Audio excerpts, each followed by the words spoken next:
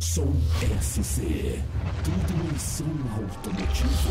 www.somsc.com.br. Trazendo inovação e tecnologia para o mercado de som automotivo, a Stetson lança o processador de áudio digital automotivo STX2496. O equipamento é desenvolvido para o público mais exigente, tornando muito mais prazerosa a experiência musical em seu sistema de som. Com display OLED e interface intuitiva, o STX2496 é composto por dois processadores de sinais digitais que processam em tempo real os mais variados recursos. O STX2496 apresenta duas entradas com funções de ganho independente e equalizador gráfico de 15 bandas. E oferece 6 saídas com funções de roteamento entre entradas e saídas, ganho independente e master level. Para cada saída individual, podem ser aplicados os recursos de crossover com atenuações de 6 a 48 dB por oitava. Equalizador paramétrico de 5 bandas com ajuste de frequência central, ganho e fator Q.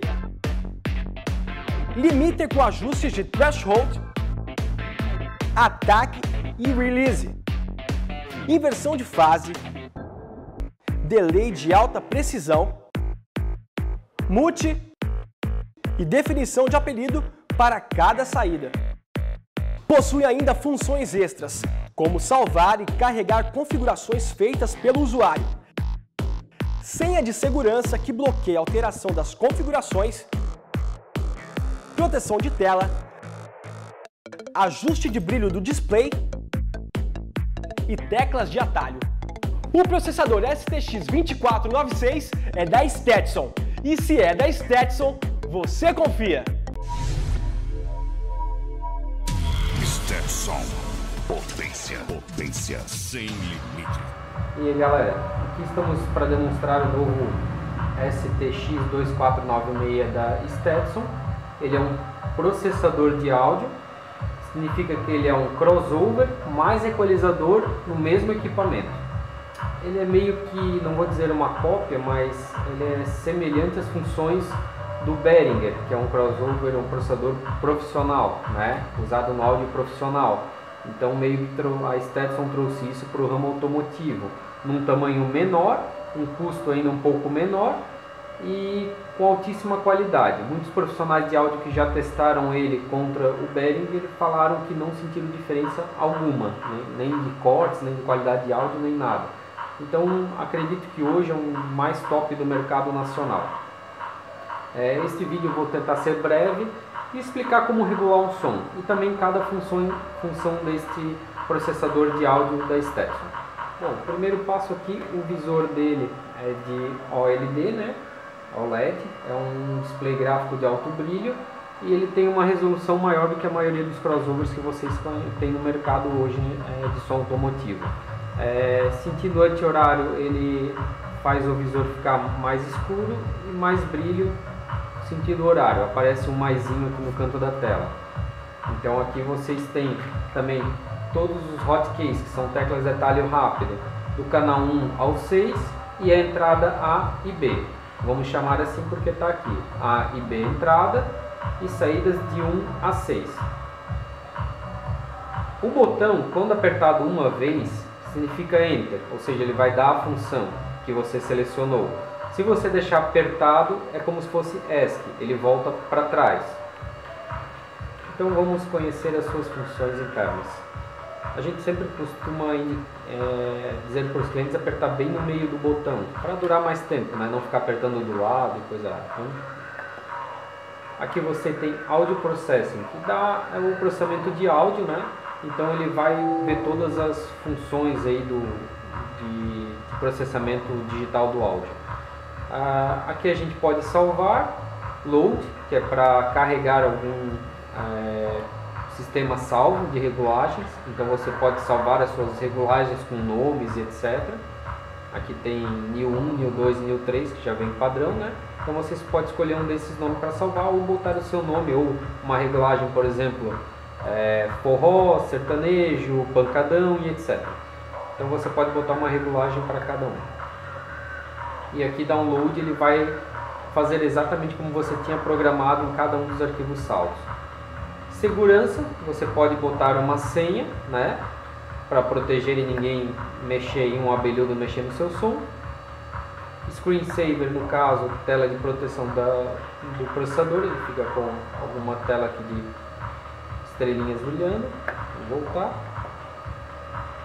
Vamos começar com o primeiro, mais importante, claro, processamento de áudio da entrada A ou entrada B. Então aqui a gente tem a tecla de atalho rápido. Input gain significa o ganho de entrada. Ganho de entrada A, ganho de entrada B. Ou seja, você pode aumentar a força do RCA de um e de outro separado. Claro, às vezes é o que acontece de algum CD player não ter a potência tão boa quanto o outro. Isso dá para analisar com um multímetro, uma frequência fixa, mas só para ver o ganho de entrada. Depois a gente tem a equalizador gráfico de 15 bandas. Esse equalizador ele serve tanto para o canal A como B, como todas as saídas, tá? Então ele é um equalizador bem completo. Começa em 25 Hz, que na verdade é mais vento do que som. Vai para 40 Hz, que é onde começa a sair o subgrave bem extenso. 63 Hz, que é aquele subgrave com pressão, junto, claro, do 80. Depois vem 100 Hz, que é um grave já um pouco mais entre o sub e o firme. 160 Hz, que é um grave mais firme. E aqui 250 Hz já começa a encorpar a voz, né? Um grave bem seco. 400 Hz voz encorpada. 630 com 1K é a voz, né? Normalmente a mais falada. Que vai até mais ou menos 2.5K, que já é uma voz mais gritante e ressonância ao nosso ouvido. Normalmente aqui eu costumo abaixar um pouco o equalizador. Depois 4K, voz bem aguda, já começando o agudo. 6.3 é aquele agudo bem forte, bem nítido, junto com o 10K. Então eles fazem aquele tch, tch, bem forte. E aqui 16K, ou seja, do 10K para cima, já começa a cair bastante os decibéis do agudo. Fica aquele agudo mais fino, bem fininho. Acima de 16, poucas pessoas conseguem ouvir perfeitamente. Chegando até, no caso, 20K, uma pessoa mais nova, um ser humano novo, e uma pessoa mais de idade não ouvindo muito além dos 16, 18 mil. Então esse equalizador, você pode, por exemplo, no pancadão, deixar ele mais seco, dando um ganho em 160, e em 100 aquele peso, aquele gravão bem firme, forte. Então você clica em cima da frequência desejada e gira o botão, ele aumenta aqui em 3 dB, no caso seria o dobro da pressão sonora sobre 100 Hz. Então aqui ele daria praticamente o dobro de pressão em todas as músicas nessa faixa de 100 Hz. Se você quiser botar 6 dB já seria o dobro do dobro. Claro, tem que cuidar para o falante não pular demais, para não sair fora disso, porque 6 dB é forçar muito numa frequência só. Se você clicar mais uma vez, você começa a atenuar de 0.1 em diante. Então, 6, 5.9, 5.8 e assim vai. Clicando mais uma vez, ele vai partir para a próxima. Então, vamos zerar os 100 Hz de novo. Ok? E vamos dar um extra, deixando apertado. E mais um extra. Agora eu vou mostrar para vocês o roteamento de entradas e saídas.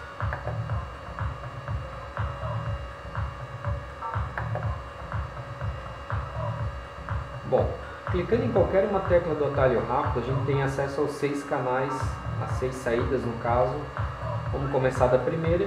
E aqui a gente tem Input Source, que é a entrada deste canal 1. A gente pode fazer ela com o RCA A, então o A vai tocar 1, tá vendo aqui, ó, preto, A, preto, 1. E o 2, clicando na tecla de atalho aqui, seria o canal B. Então agora vai ter estéreo, no caso se fosse 2 falantes LR na esquerda e direita.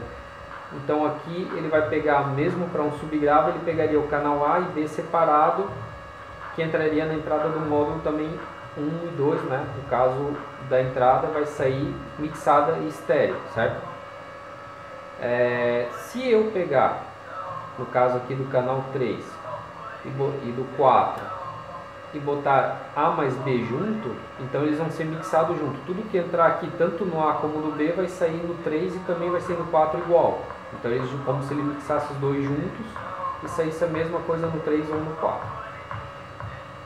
Então aqui a gente deixou, por exemplo, o A mais B como estéreo e o 3, 4 mono. Vamos voltar, agora vamos para o segundo ícone aqui. Output Gain, ou seja, o ganho de saída. Então aqui cada saída independente você pode dar um ganho a mais. No caso aqui, eu estava fazendo um teste, então você tem um master, que é todas as saídas de uma vez só. Então você pode deixar, por exemplo, em 80%, quando precisar você tem uma margem para aumentar ou para baixar. Você tem a saída 1, que é essa aqui, e a 2. Como elas estão junto dentro do meu crossover, eu posso deixá-la em 0 dB, ou se eu precisar dela um ganho a mais para o meu módulo, eu posso dar um ganho de 3 dB que é o dobro, ou 6 dB que é o dobro do dobro. Beleza? Depois tem o 3, o 4, o 5 e o 6 que eu posso fazer a mesma coisa, que seria o ganho de saída que vai ser aplicado a cada módulo. É como se fosse o volume independente para ir para cada canal. Crossover. Esta função aqui, para muitos a mais complexa, esse processador existe várias opções de corte, além, claro, dos cortes numéricos, que seria o corte desligado, HPF, no caso o LPF, né? HPF é da onde que ele começa a cortar e LPF é onde que ele termina. O mais interessante desse processador é que ele mostra as linhas dos outros canais no fundo um pouco apagada para você saber onde é que está terminando uma e começando a outra. Nota 10, porque isso é muito importante para quem está fazendo os cortes no som. Bom, a gente vai mostrar aqui para vocês os tipos de corte que ele tem. Ele começa com Bcell, 12, 24 dB. Butterworth, 6 dB, 12 dB, 18 dB, 24 dB, 36 e 48.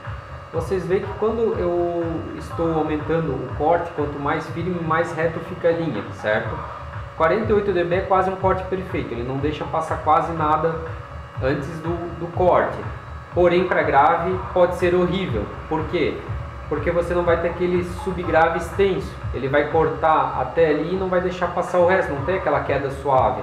Então, em vez de ele ficar na hora que ele dá o tutum e faz aquele estendido, ele vai fazer tutum e já vai parar. Ele não vai deixar estender muito. Então é bom para um controle de cone, no caso um pancadão mais firme, uma competição, para drivers, alguma coisa assim, um corte mais alto. Para subgrave eu não indico mais do que 12 dB, porque se você fazer um corte mais forte que 12 dB, o subgrave vai ficar muito firme, então não vai combinar com falando de 15 ou 18, por exemplo. Além do Butterworth, do Bcell, tem o Link Wheels Relay. Eu recomendo este modo de corte. Após estudar algumas matérias, na verdade, o que mais interfere entre o Bcell, o Link Wheels e o Butterworth seria onde que termina um e começa o outro. O Link Wheels Relay, ele não tem um pico entre o que termina e o que começa de 3 dB. Então ele meio que é o mais plano. Então seria o mais recomendável, pelo menos pelos meus estudos aqui, usar o Link Wheels Relay, que está como Link-R. E no caso do subgrave aqui, ele começa em 12 dB de corte. Então você pode cortar, por exemplo, em 45 Hz para um falante muito subgrave de 15 ou de 18, certo? Como pode começar em 50, 60 Hz, aí fica a seu gosto. O legal é que ele vai de 1 em 1. Então você pode cortar em 39, 40, 48, 50 e assim vai. No caso, claro, para quem vai curtir uma música eletrônica e quer dar mais pressão no seu alto-falante, provavelmente vai cortar em 60 Hz ou mais, certo? O 12 dB para o 24 dB, para o 48 dB, no caso deste corte de grave, é que quanto mais reta a curva aqui, ou seja, de 12 para 24 dB, vai cair um pouco aquela extensão do grave, os milissegundos que ele estende após o primeiro subgrave. Então vai ficar mais bonito um subgrave com 12 dB do que com 24 dB, a não ser que você precise deixar o grave mais firme, como um falante de 12 e etc. Então aqui eu vou cortar, por exemplo, esse primeiro canal, 45 Hz, 12 dB, E o corte LPF, que é o que solta, no caso, mais frequências do alto-falante, eu falo, tipo, soltar voz ao falante de grave. Então aqui ele vai cortar onde termina de tocar este falante, no caso de grave. Eu vou botar em 125 Hz, 24 dB. Mas isso, claro, cada um tem um jeito de regular e cada um tem um curso sobre regulagem, ou fez algum curso diferente, ou tem um jeito diferente de regular. Eu vou fazer do meu jeito. No caso aqui eu estou cortando esse subgrave, no caso de 15, de 45, 12 dB, a 125, 12 dB. Por quê? Porque eu tenho um médio grave que eu quero iniciar em 125.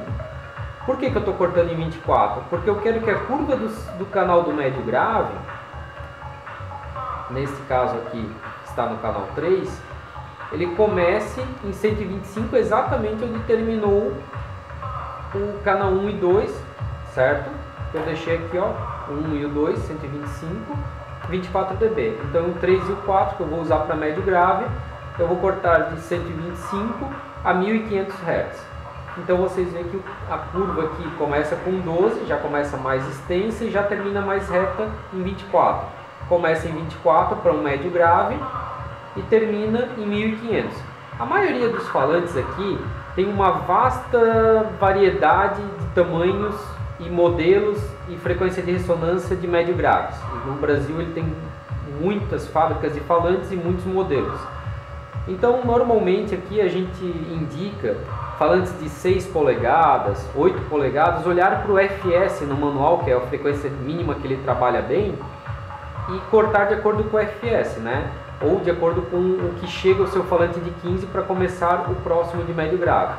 Nesse caso aqui, a gente vai cortar como se fosse, por exemplo, um falante de 10 ou 12, em 125 Hz 24 dB, ou seja, ele não vai dar muito gravão, mas mesmo grave firme, até 1500 Hz, porque eu estou com titânio de 1 polegada e eu quero cortar esse titânio em 48 dB, 1500 Hz, para ele aguentar legal. Então eu vou fazer um corte de 125, 24 dB no médio grave até 1500 Hz, só que 48 dB, porque os drivers de titânio eu já vou começar em 48 dB, incluí-los também, e eu vou deixar ele passar no corte alto, ou seja, até onde que ele vai chegar, em 22 kHz, porque é um driver que pega voz e agudo, e ele vai chegar, digamos, até 22, caindo com 12 dB. A gente não escuta acima, na verdade, de 20.000 Hz, já praticamente nenhum ser humano consegue escutar. Então se eu cortasse aqui em 18, 19, também não faria muito efeito, beleza? Só estou fazendo uma demonstração. Você também pode deixar desligado, se for um super tweeter, não tem problema. Mas eu vou cortar aqui em 12 dB, 22.000, no caso o máximo que este driver de titânio conseguiria chegar. Então eu fiz o canal 1 e 2 para subgrave, canal 3 e 4 para médio grave e canal 5 e 6 para médio agudo, que são os drivers titânio. Você poderia tranquilamente usar o canal 1 para um módulo mono de subgrave, o canal 2 para um módulo mono de médio grave, o canal 3 para um módulo, e 4 para um módulo estéreo de cornetas, por exemplo, e o 5 e 6 para super tweeter. Então você pode fazer várias regulagens. Ele é bem prático, tem aí várias opções. E vamos voltar aqui ao canal 1. Vou voltar um menu atrás. E agora eu vou explicar para vocês sobre um equalizador de 5 bandas paramétrico por canal. Então cada saída, você além do equalizador que equaliza todas as 15 bandas para todas as saídas de uma vez, você tem um equalizador de 5 bandas por canal.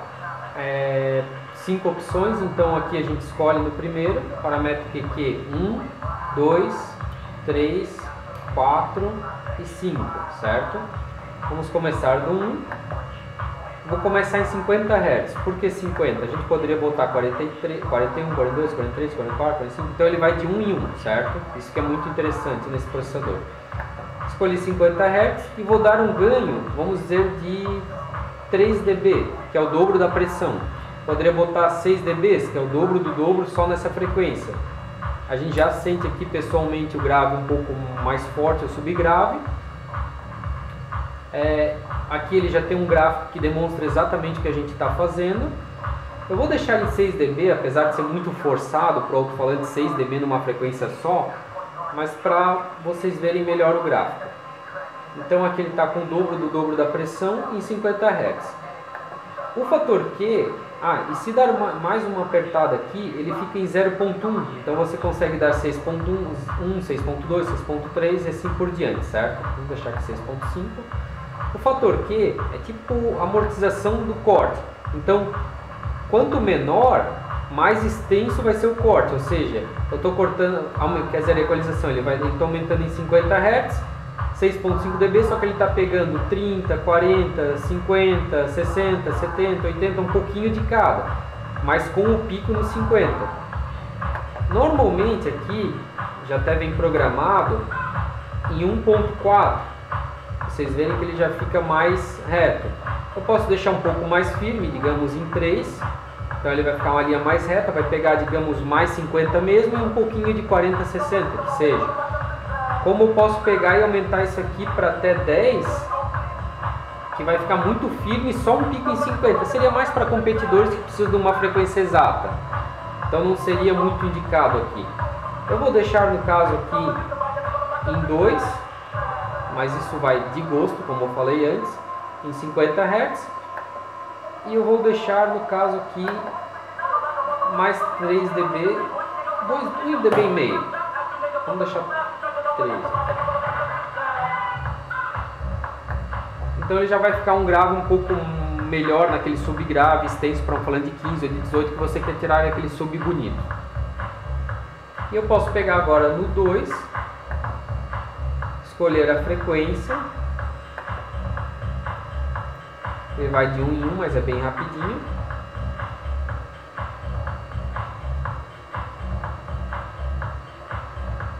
E vamos botar, digamos, 80 Hz, que é aquele gravão entre o firme e o subgrave, né? E pode dar um pico aí de 3 dB, deixando o som mais com pressão. É muito bom usar esse 80 Hz no caso daqueles falando de 12 mais fortes hoje em dia, que vai te dar uma pressão melhor, 100 Hz também, principalmente 100 no caso desses falantes mais firmes, e 80 no caso de som para fora do falante de 15 vai dar uma pressão melhor também, ou 18. E o fator que você escolhe, então você pode fazer isso para todos os canais individuais, certo?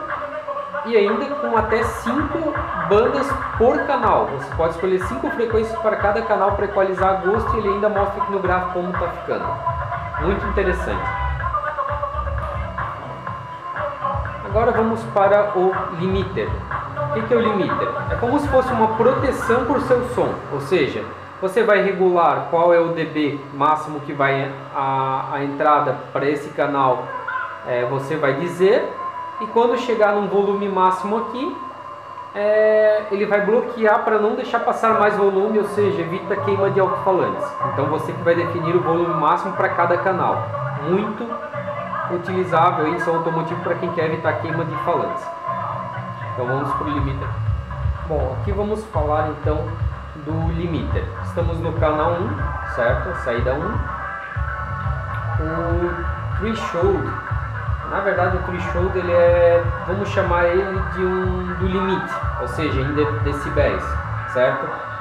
Ele vai definir o limiar para ação do limiter, ou seja, quando ele for excedido é que vai entrar o limiter, ele vai piscar a luzinha e ele vai automaticamente não deixar passar daquele dB programado. Como é que funciona? Você escolhe, no caso, quantos dB você quer que ele já atue. Eu vou botar lá embaixo 6 dB é o dobro do dobro, 9 dB é o dobro do dobro, então eu vou botar lá em 24 decibéis, menos 24, ou seja, ele vai atuar de forma mais rápida. Já num volume médio, ele já vai começar a piscar o limiter e atuar. Como é que ele vai atuar? Bom, temos aqui no manual da Stetson, não sei se vocês conseguem enxergar, mas aqui ele tem um gráfico, digamos, de entrada e saída, né? E o ganho. Então, quando esse ganho, digamos que ele excedesse o volume que ficasse aqui no meio, que está mais forte, vocês estão enxergando aí, este tempo que ele vai atuar vocês estão vendo aqui nesse gráfico, é o tempo de ataque, certo? e está representado em milissegundos, ou seja, 500 milissegundos seria metade de um segundo, beleza? Então eu vou botar aqui no caso menos 24, com 80 milissegundos de ataque, que pode chegar até 200 milissegundos. Vou deixar em 80 como padrão. Você pode fazer um ataque um pouco mais lento, mais suave, né? Para não dar aquela impressão no som de queda rápida. E o release é quanto tempo ele vai voltar. Aqui nesse gráfico representado aqui depois do limiter, quanto tempo ele vai voltar em milissegundos a tocar de novo. Então assim, no caso, fazer o tempo de recuperação decorrido entre o momento que o sinal cai abaixo do threshold, certo? Eu peguei um decibelímetro antigo que eu tenho aqui guardado para mostrar para vocês como vai funcionar o limiter, ou seja, que até certo volume ele vai estar tocando legal, e quando começar a piscar eu posso aumentar o volume aqui do meu playerzinho, e mesmo assim ele não vai aumentar muito aqui o volume no decibelímetro, beleza? Vou deixar aqui, tá em menos 24 ali, beleza?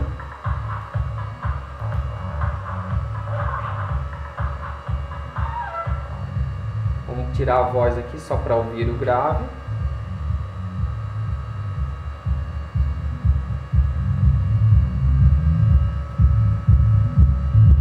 Ó, já está piscando o canal 1.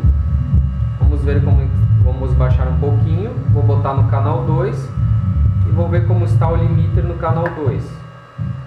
Ó, também está menos 24 com a música estéreo, certo? Então vamos aumentar aqui para ver.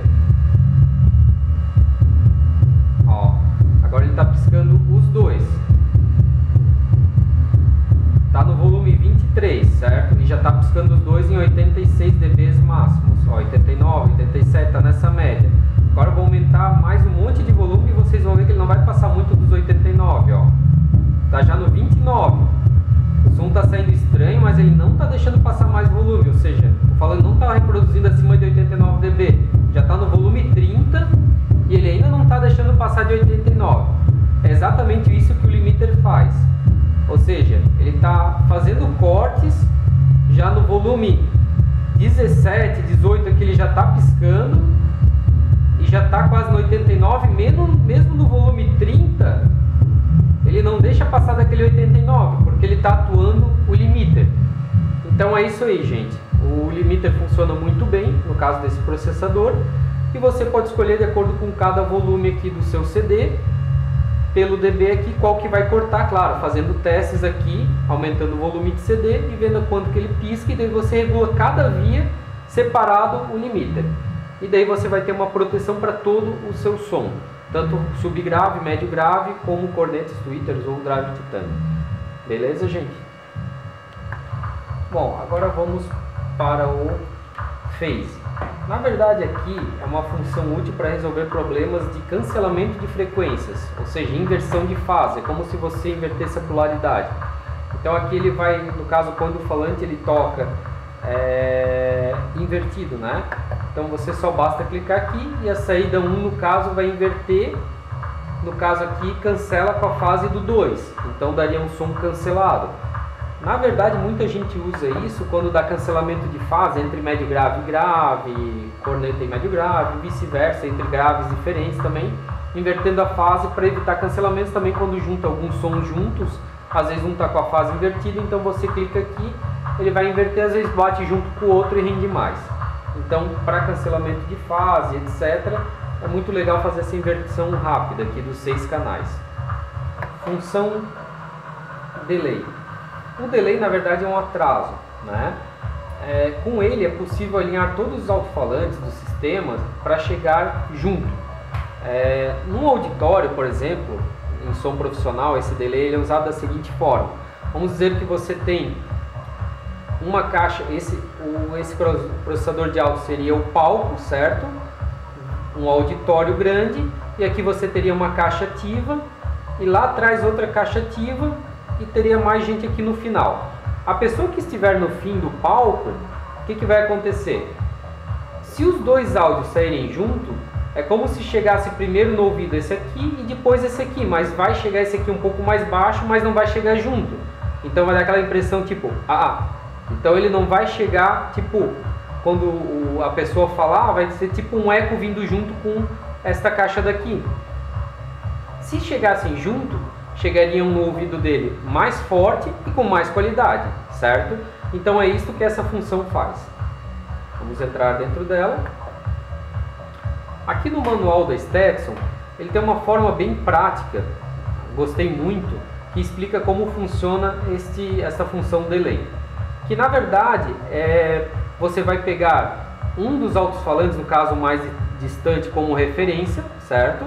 Nesse caso aqui ele pegou o driver, que seria que estaria com a bobina, ou seja, o flange que dá som mais distante, como referência seria o 0. No caso aqui, o tweeter seria o mais distante do driver, com 23 centímetros, o médio grave ficaria com 18 e o subgrave começaria em 12. Mas isso, claro, não vai fazer tanta diferença de poucos centímetros um para o outro. O que mais vai fazer diferença realmente é se tivesse uma caixa de corneta, por exemplo, na frente de uma Fiorino ou uma Ducato, que muita gente vai lá e pega e bota nas portas a corneta, certo? E o grave lá atrás no fundo. O que acontece? A corneta vai chegar bem na frente do grave, então não vai dar aquele alinhamento perfeito, não vai chegar tão perfeito o som, beleza? Então para isso o delay vai ser realmente uma função muito legal. Até quando você junta carros, alguma coisa, se acontecer de dar um atraso, um carro tocar na frente do outro, tipo tum-dum, e sempre sair o som primeiro um do que o outro, o delay você pode atrasar o som de um deles ou adiantar para saírem juntos. Então essa função é muito importante aí no som. Aqui basta, no caso, ele é medido em milissegundos, certo? Então um atraso de 23 centímetros é reconhecido como 0,669 milissegundos, ou seja, milissegundos é 1 segundo dividido em 1000, certo? E aqui a gente basta clicar no canal, no caso que vai dar o delay, aperta o botão e gira, começa a dar 1 milissegundos e os centímetros juntos, ou seja, muito fácil de entender. Então aqui vamos botar bastante centímetros para trás, no caso de, vamos dizer que o seu subgrave esteja, ou a sua corneta no caso esteja à frente do subgrave, você teria que atrasar em quantos centímetros ela estivesse. Então aqui você pode ver que ele vai bastante para trás. Aqui, por exemplo, estou a 1 metro. É como se a minha corneta estivesse a 1 metro do meu falante de grave. Deu para entender, né? No caso aqui eu estou usando o canal 1, o certo seria o 6, que é o de corneta, mas só para mostrar para vocês. Então aqui ele dá o atraso, 2,91 milissegundos, que é como se fosse 2,9 segundos, né? Que é o atraso para sair junto. E depois você faz isso com todos os canais. Assim, você fazendo conforme está aqui no manual, né? Driver, médio grave, subgrave, tudo certinho. Ou no caso, você que tem mais vias de graves, mas uma fica atrás da outra, você consegue fazer todas elas saírem junto e o som com certeza vai render mais e ter uma qualidade muito maior. E por último, on mute, que vai matar todos os canais que você quiser, ou seja, você pode regular só a corneta primeiro, depois só o médio grave, depois só o subgrave e depois libera eles, beleza? É isso aí, gente. Som SC. E não deixe de curtir a nossa página no Facebook.